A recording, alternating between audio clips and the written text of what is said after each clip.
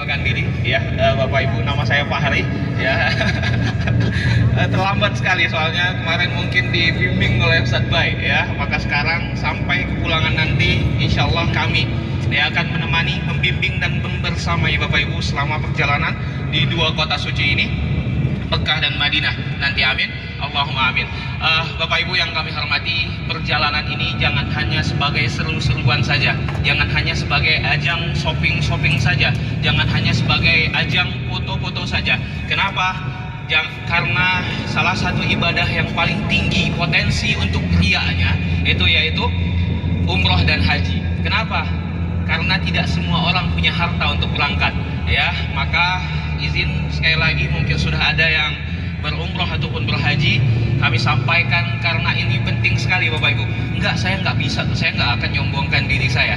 Tapi ketika kita sudah berfoto mungkin di Kubah Hijau ya, mungkin sudah berfoto nanti di depan Ka'bah, di dalam hati kecil sudah berbicara, ya Allah, ini fotoku akan kutunjukkan sama kawan-kawanku nanti di Indonesia, akan kutunjukkan dengan orang-orang musuhku yang meremehkan aku di Sangatta nanti. Ya, aku punya uang, aku punya harta untuk berangkat. Ya, orang yang menghina aku dulu kutunjukkan ini bahwa aku bisa berangkat. Jangan sampai seperti itu. Berarti nggak boleh foto, Ustaz? Boleh. Ya, foto itu hanya untuk diri sendiri saja, tidak apa-apa. Untuk mengingatkan kita, kerinduan kita kepada Baitullah ataupun kepada Kubah Hijau, kepada Rasulullah SAW. Saya yakin Bapak Ibu semuanya tidak seperti yang kita bayangkan itu. Mudah-mudahan semuanya sampai akhir nanti mendapatkan pahala umroh mabrur, amin. Amin, Allahumma amin. Baik Bapak Ibu, perjalanan hari ini, pagi ini kita akan berkunjung ke beberapa tempat, salah satunya yaitu Masjid Quba. Ya, barang siapa, kata Nabi SAW, barang siapa yang bersuci dari rumahnya lalu pergi ke Masjid Quba melaksanakan sholat sunnah 2 rakaat di sana, maka pahalanya sama seperti pahala umroh. Ya, setelah dari sana insya Allah kita akan berkunjung juga melewati Masjid Kiblatain, ya, masjid yang memiliki 2 arah kiblat Bapak Ibu. Ya, yang pertama menghadap ke Masjidil Aqsa Palestina, lalu setelah Rasulullah SAW melaksanakan kemarin dulu, Rasulullah diajak ataupun diundang untuk mengikuti takziah, mendoakan salah satu anak yang meninggal dari seorang ibu pada saat waktu siang, zuhurnya datang waktu zuhur, Rasulullah dengan sahabat melaksanakan sholat zuhur berjamaah. 2 rakaat pertama itu masih gua sur, yang mana di depan gua itu ketika itu Abu Bakar dan Rasulullah SAW sedang sembunyi dari kejaran kafir Quraisy. Di depan mulut gua ada sarang laba-laba, ada burung dara. Masih ingat dengan cerita itu? Itu ceritanya ada di Mekah. Ketika Rasulullah 3 hari lamanya di sana, 3 hari 3 malam, maka setelah hari keempatnya Rasulullah berjalan ke kota Madinah. Sebelum sampai ke kota Madinah, Rasulullah SAW sampai di Quba dulu. Quba ini dulunya kampung Bapak Ibu. Ya, 14 hari lamanya di sini. 4 hari Rasulullah digunakan untuk membangun Masjid Quba ini. Ya, jadi Rasulullah sebagai pemimpin Islam pada saat itu bukan main tunjuk-tunjuk saja. Kamu angkat batu ini, kamu ambil pasak itu, kamu cor ini, cor itu. Tidak. Rasulullah sendiri ikut dengan tangannya membangun salah satu masjid ini. Ya, dulu bangunannya tidak seperti ini, hanya tumpukan tanah saja, fondasi kecil saja. Seperti Masjid Nabawi, tidak semuanya Masjid Nabawi. Dari awal Rasulullah SAW hanya bagian depan yang menjorok saja itu. Ya, yang maju ke depan itu hanya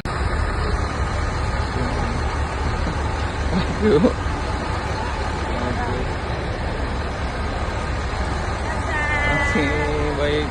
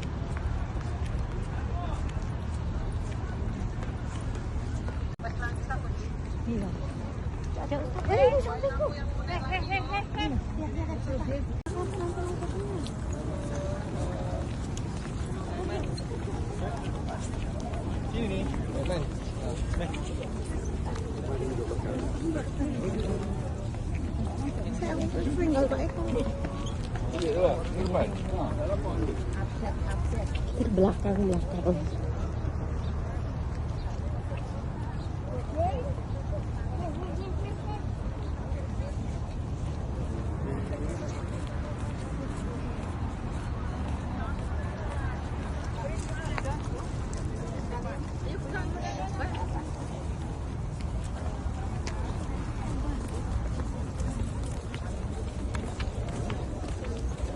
Jangan ada ribet. Biar foto dulu sebentar ya.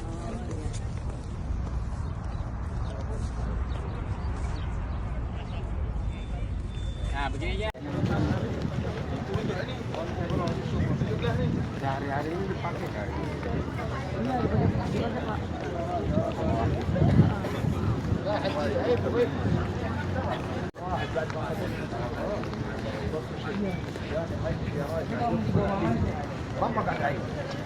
Karena dekat sekali kalau Gak Mama itu. Iya sih, kalau dulu ada Pak. Dulu ya, mungkin karena keluasannya masih enggak. Oh, dulu dianggap masih jauh ya. Yang mau wudhu semua, Pak. Ya.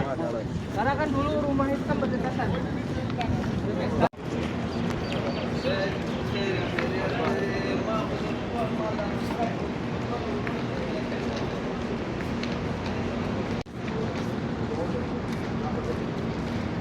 Duluan nggak?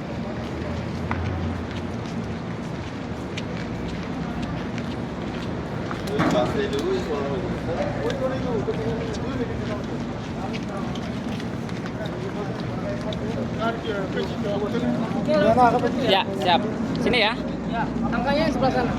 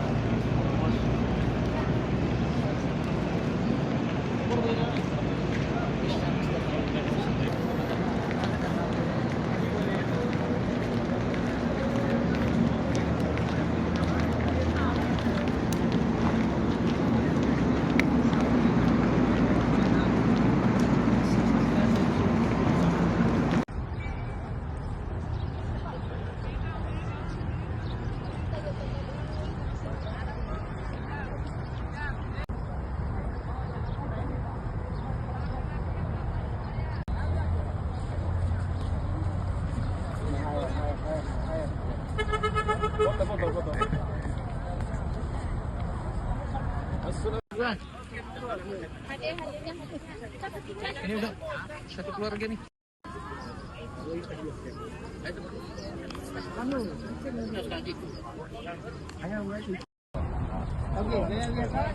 اللهم صل وسلم وبارك عليه يا رسول الله.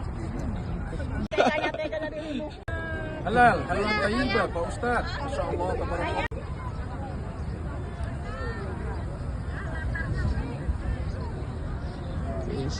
Sudah sampai. Nah, datang suci sudah ini. Insya Allah nanti.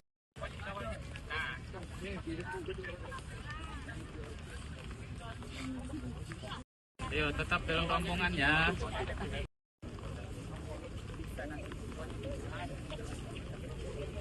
Batal ya mungkin ibu-ibu. Ada ibu-ibu. Iya sama Nisa dia sendiri di belakang. Iya sama. Untuk ibu-ibu ada di depan sana, di ujung sana, di belakang masjid ini. Siap umroh haji? Siap. Siap umroh haji? Siap. Siap umroh haji? Siap. Sampai jumpa di Baitullah. Alhamdulillah. Allahu akbar. Masya Allah, Masya Allah. Pak, mantap, mantap. Ya. Ya, dadah.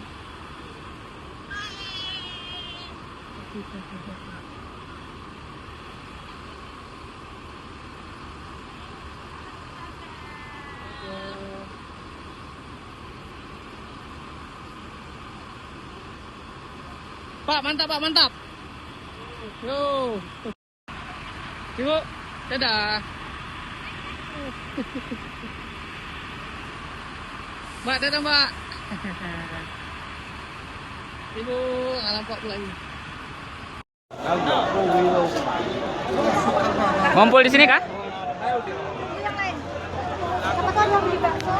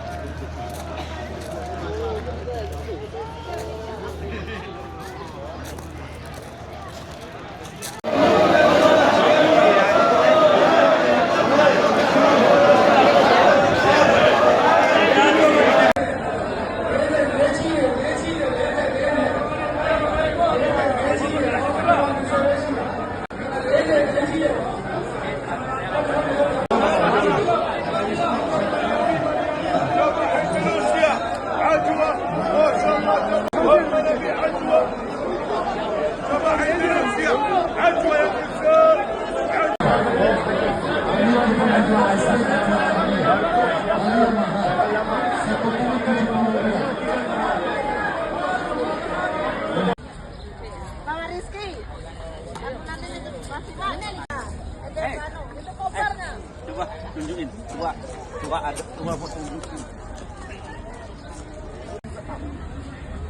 Angkat. Ini baju warna putih saja. Halal.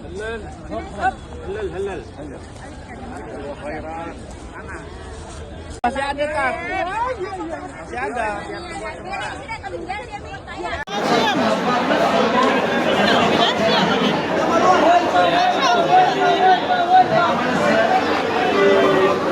Berapa Rian? Berapa? 25 dia, 25. Ada lagi, boleh 25. Bangunan kecil di sebelah kanan dan di sebelah kiri kelihatan. Ada di atas gunung juga bangunan kelihatan. Menurut para sejarawan, bangunan yang ada di atas gunung itu bentengnya Rasulullah SAW, dan yang kecil di sebelah kanan dan kiri itu 7 pos untuk dijaga oleh para sahabat seperti Ali, Abu Bakar, Umar, dan beberapa sahabat yang lainnya termasuk Salman Al Farisi, ya. Dan untuk panjang dari parit yang digali itu sepanjang 7 km, untuk dalamnya 3 meter ke bawah dan lebarnya 5 meter. Ya, jadi Salman Al Farisi sudah menyampaikan kepada Rasulullah, ya Rasulullah, kami punya rencana, kami punya cara sendiri. Ketika di Persia dulu, ketika kami berperang dengan orang musuh-musuh kami menggali parit, ya Rasulullah. Jadi ketika mereka hendak menyerang kami, mereka sudah terperosok duluan ke dalam tanah. Nah, itu yang disampaikan kepada Rasulullah, dan Rasulullah mengakui dan mengajak para sahabat untuk menggali parit tersebut. Ya, pada saat pembangunan ini, ada yang ingat dengan Abu Ayyub Al-Ansari, Bapak Ibu? Ya, sahabat yang mana pada saat itu ketika sampai di kota Madinah, untanya Rasulullah SAW diminta, ya Rasulullah, ke rumahku saja. Para sahabat pada saat itu meminta Rasulullah ketika sampai di kota Madinah untuk singgah di rumahnya, untuk tinggal di rumahnya. Tapi Abu Ayyub Al-Ansari merasa ingin dirinya meminta kepada Rasulullah, ya Allah, ingin sekali Rasulullah itu singgah di rumahku, tapi apalah daya, untaku kecil, ya kurus, tidak ada kekuatan di sana, ya rumahku rusak parah pada saat itu, ya tidak semewah rumah Abu Bakar pada saat itu. Ternyata untuk untanya berhenti di tempat di mana Abu Ayyub Al-Ansari rumahnya di sana, ya. Jadi berhenti tepat di depan rumah Abu Ayyub Al-Ansari, Bapak Ibu. Ya. Abu Ayyub Al-Ansari meninggal ketika pada saat perang pembukaan Konstantinopel, Turki yang sekarang ini, pada masa Yazid bin Muawiyah, dan beliau pada saat itu diminta oleh Yazid, ya Abu Ayyub Al-Ansari, Pak Abu Ayyub Al-Ansari, kamu tidak usah untuk ikut membuka Konstantinopel pada saat itu. Ya, kenapa? Karena umurnya sudah tua sekali, di atas 80 tahun. Pada saat itu orang-orang berumurkan 20, 30 belasan tahun. Tapi Abu Ayyub Al-Ansari mengatakan, saya veteran perang Badar, saya mantan pasukan perang Badar pada saat itu, kata Abu Ayyub Al-Ansari. Maka pada saat itu Yazid terdiam dan membolehkan Abu Ayyub Al-Ansari untuk ikut berperang di pembukaan Konstantinopel Turki. Di atas kita Bapak Ibu ini Masjid Kiblatain ya, di sebelah kiri Bapak Ibu yang putih ini. Ya, itu di sebelah kiri nanti. Insya Allah mutar kembali. Ini masjid yang mana dipakai ketika Rasulullah SAW sholat zuhur di sana, melaksanakan undangan dari salah satu sahabat yang anaknya gugur ketika perang untuk melakukan takziah ya. Jadi ketika sudah masuk waktu zuhur, Rasulullah menghadapkan kiblatnya yang pertama kali itu ke arah Baitul Maqdis, lalu dipindahkan ke arah Baitullah Mekah untuk 2 rakaat sisanya. Ya kita tidak turun Bapak Ibu, hanya lewat saja. Ya di sebelah kanan Bapak Ibu nanti Kayaknya yang ngantuk ada buah putih ya. Kenapa jatuh? Ngantuk kayaknya. Ini nambah bani sebelah kanan. Pak. Kelihatan sebelah kanan, yang kanan di kanan. Mana tadi? Tuh, kiblat kain. Kiblat kain. Nah di sebelah kanan ini yang di dalam Bapak Ibu, yang di atas ya, itu adalah Masjid Kiblatain ya, ataupun yang berartikan masjid yang memiliki 2 arah kiblat ya. Insya Allah kalau ada waktu lagi kita akan singgah di sini Bapak Ibu ya. Mana ya, mudah-mudahan dalamnya? bisa melaksanakan sholat di sana, karena di sana ada tanda mihrabnya Nabi pada saat pelaksanaan sholat Kiblatain tersebut ya. Ada tanda kalau arah ini sebagai tanda dulunya Rasulullah SAW menghadap ke Baitul Maqdis, lalu dipindahkan ke Baitullah Ka'bah yang sekarang ini. Selanjutnya Bapak Ibu, perjalanan kita menuju Uhud ya, Gunung Uhud perang. Masih ingat dengan cerita itu Bapak Ibu? Ya, nanti akan kami tunjukkan gunung tersebut ya, insya Allah sebagai gambaran kita, karena mungkin kalau sekarang kami sampaikan kurang ada gambaran untuk bagaimana pelaksanaan perang Uhud pada saat itu. Itu saja Bapak Ibu, kalau sudah dekat nanti akan kami sampaikan kembali. Ada yang mau minum lagi? Sudah? Ada yang mau minum lagi? 1, Ibu, ada lagi yang di belakang? 2, 3.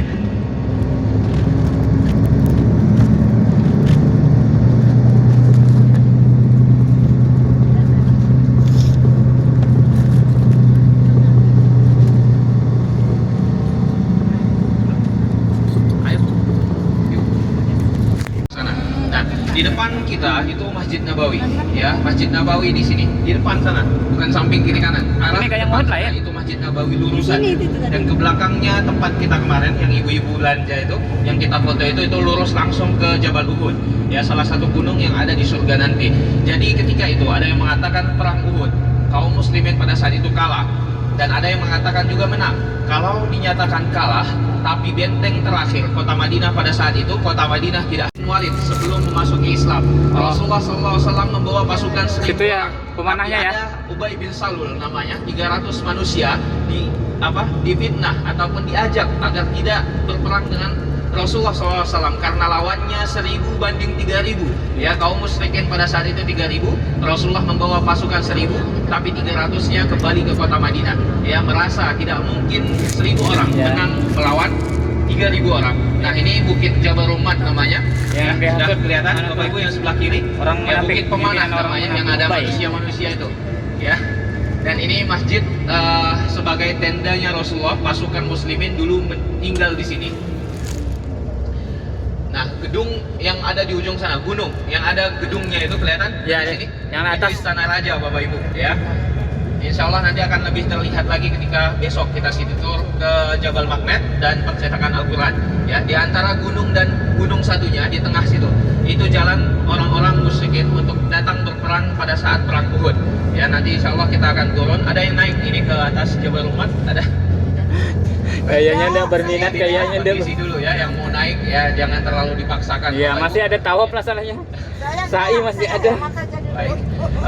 Untuk yang mau di bis mungkin karena keadaannya panas juga, mau persiapan untuk sholat mungkin ataupun kegiatan yang lainnya, mau beribadah, nggak apa-apa, nggak turun nanti ketika sampai di Gunung Uhud Bapak Ibu.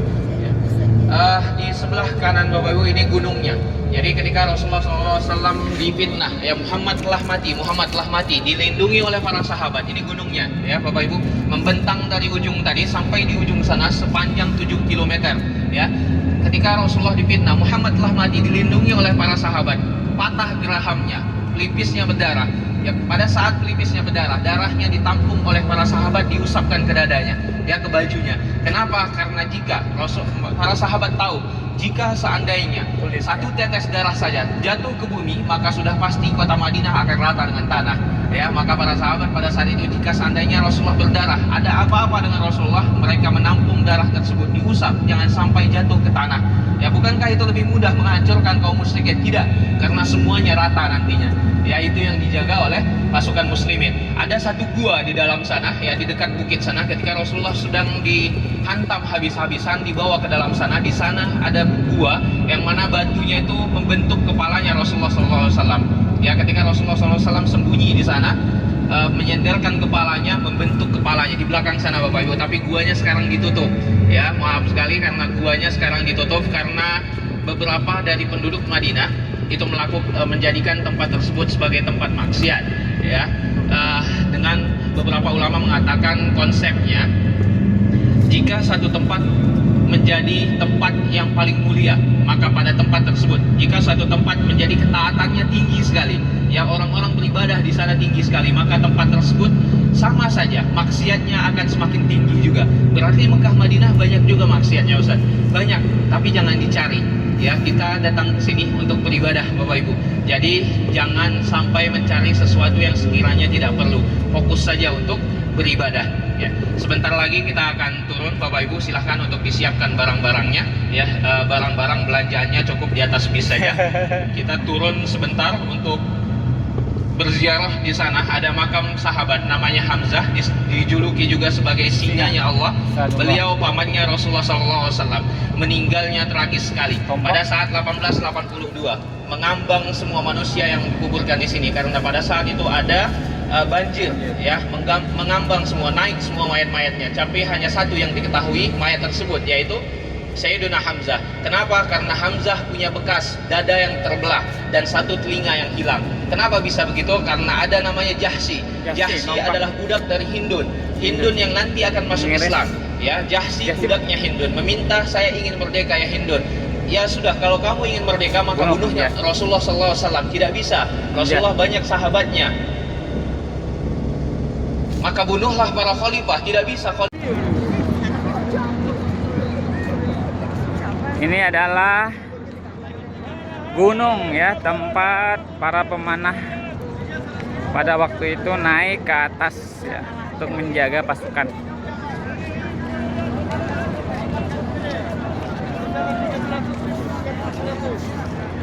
Tiga biji 100.000 Sarmat Kashmiri.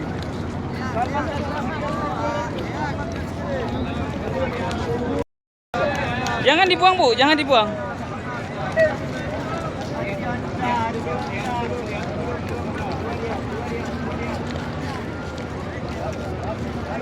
Gunung Uhud, ya. Ini yang di belakangnya ya? Jabal kah? Jabal apa gunung? Jabal, ya. Jabal bahasa Arab, mountain bahasa Inggris. Nah, ada topi siapa tadi? Astri. Astri mana Astri? 5 rial halal. 20.000 aja. Kasih kali 50.000 itu baju borong.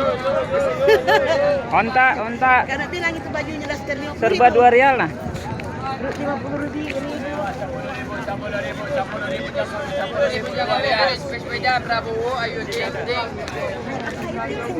Ayo onta. Onta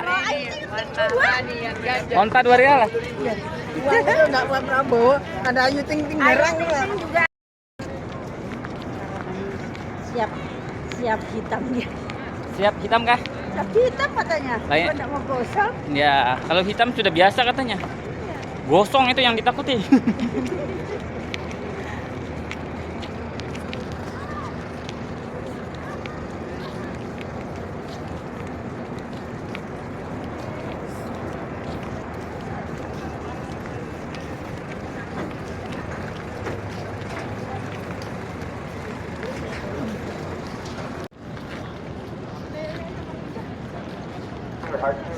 halal gratis halal.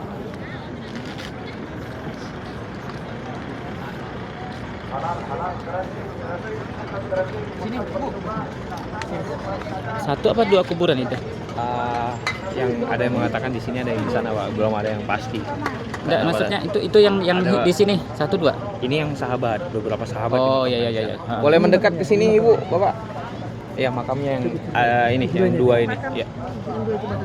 Boleh? Makamnya Hamzah. Hamzah. Kita doa dulu sebentar. Hamzah bin Hamzah. Abdul Muthalib. Hamzah pamannya Nabi. Boleh 80-an terjadi banjir di kota Madinah yang mengambang semua jenazah yang dimakamkan di area ini, ya. Tapi hanya satu manusia yang diketahui siapa beliau, yaitu Hamzah, karena ada tanda dada yang dibelah tadi oleh Jahsy, yang dibelah dadanya pada saat itu, diambil, diiris telinganya, dibawa kepada Hindun pada saat itu, ya. Dibawa kepada Hindun, dibilang ke Hindun tersebut, dikatakan kepada Hindun, Hindun ini telinganya Hamzah, aku sudah membunuhnya. Datang Hindun dengan Jahsy ke tempat di mana Hamzah meninggal, lalu ditikam lagi dadanya, diambil jantungnya, dimakan pada saat itu. Ya, kenapa bisa begitu? Karena suaminya meninggal pada perang Badar pada saat itu. Karena tujuannya.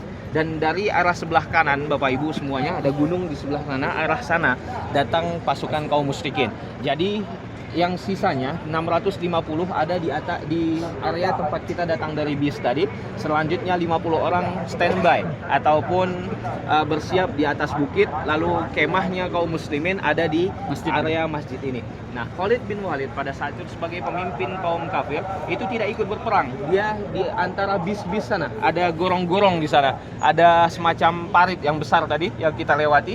Dia menunggu di sana karena tempat tersebut itu kebun kurma dulunya. Dia menunggu di sana ketika pasukan muslimin sudah menolak mundur, kaum musyrikin ke arah sebelah kanan, ya. Pasukan yang di atas 50 melihat kasihan dengan pasukan yang di bawah ini mengumpulkan hartanya, harta rampasan perang, merasa kasihan. Turun semuanya, sisa 5 orang dari 50 turun 45, sisa 5 di atas sana untuk membantu mengumpulkan barang yang ada di sebelah kanan ini, ya. Khalid bin Walid melihat dari arah parit yang lebar tadi, memutari gunung ini ke belakangnya lalu naik ke atas ini. Jadi seakan-akan sudah menjadi bentengnya muslim. Jadi Bapak Ibu silahkan untuk bersedekah di sini, tidak perlu yang banyak-banyak, ya. Kalau sekiranya saya punya segini, ya tidak apa-apa. Mudah-mudahan yang sedikit itu lebih dihitung daripada yang banyak. Tapi yang banyak juga jangan merasa saya sudah banyak, sudah sedekah ini sudah cukup. Jangan begitu juga.